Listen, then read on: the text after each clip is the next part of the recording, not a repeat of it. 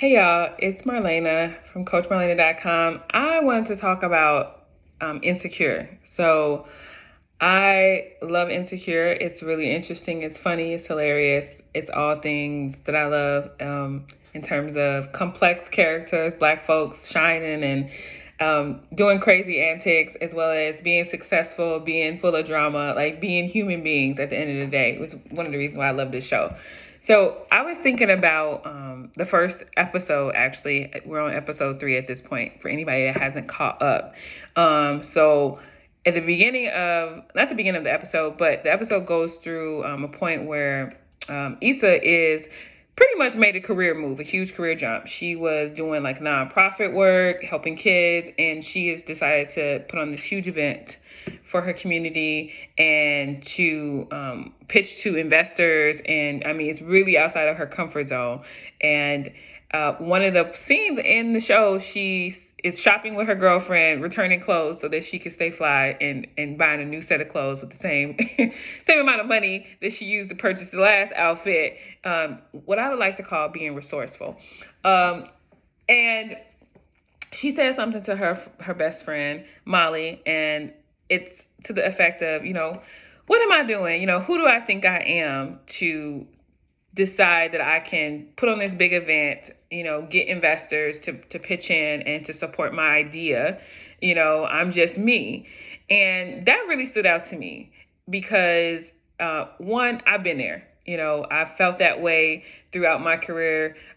Everything from getting my first job out of college to, moving up in my career, interviewing for law firms. One point, I was flown to Seattle for, I don't know, I think it was like 6 interviews, a full day, no break, to interview with Starbucks in Seattle, Washington. And everything, each time I went through these processes, I was thinking to myself, like, who am I? Who do I think I am? That voice inside of your head lives in everybody. I don't care who they are. Everybody has that voice. They just typically have a way to manage it if it's not holding them back. So I thought about it. I wanted to share it. And I was like, who are you not to be amazing? Who are you not to be awesome?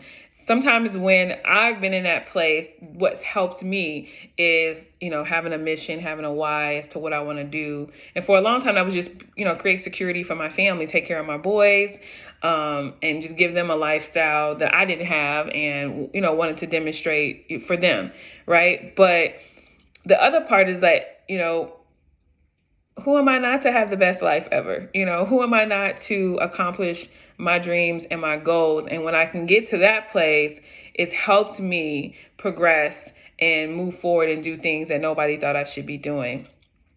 And it stood out to me. I was like, so many black women in general, people, but black women, because that's who I am, we suffer from this. Like, who am I to think that I'm great? Because we're not told we're great. We're not told we're a lot of things. We're told a lot of things that we're not good at. And so struggling with like imposter syndrome is real. It's real in college. It's real in high school. It's real in anything you're trying to do that's outside of what other people's predefined expectations might be of you. And so I've struggled with this just from talking. I get a lot of people telling me I'm articulate. Which is interesting because I'm like, I mean, maybe I am, but I just feel like I just speak clearly. And so, I mean, everything from, walking into rooms and corporate offices and with my hair different and dealing with folks in meetings, literally just stare at the top of my head and say nothing else to me, but just stare. And so, just that breeding of, I'm not good enough, am I thinking too big? Or what will other people think of me?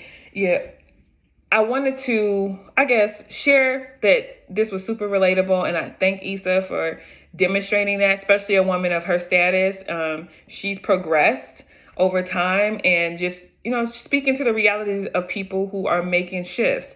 And then also, if you're in a career shift or change right now, you're probably going through that. Like, especially if you're pivoting into something completely different than what you were previously doing. That's a really real I don't know, experience for all of us to really just feel like, dang, how am I going to do this? How am I going to convince myself, let alone other people, that I can do this?